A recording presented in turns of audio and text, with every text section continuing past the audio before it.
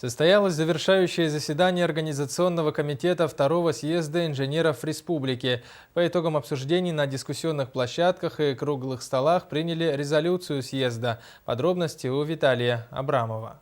Съезд проходил в последних числах прошлого месяца и собрал более 400 делегатов от производственных предприятий, научно-исследовательских и образовательных учреждений всей страны. На пленарном заседании съезда и различных дискуссионных площадках были заслушаны более 70 докладов на самые различные темы, начиная от сельского хозяйства и заканчивая нанотехнологиями. Мы постарались собрать лучших представителей инженерного корпуса нашей республики, научное сообщество.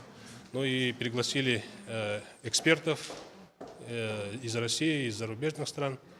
И поэтому результаты, надо сказать, серьезные.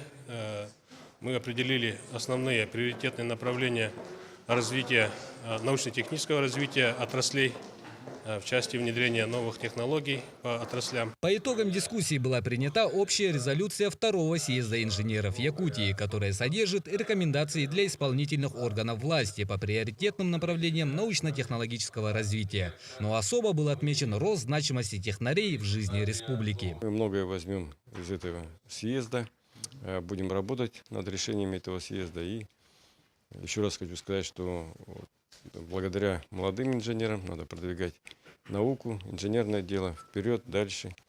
И я думаю, что Сахаэнерго этому тоже будет способствовать. А также поставлена задача остановить отток высокопрофессиональных инженеров за пределы республики. В этом, как полагает председатель Высшего совета инженеров Якутии, нужно следовать примеру Мирнинского политехнического института. Вот они подготовили до алмазодобывающей промышленности 1600 инженеров.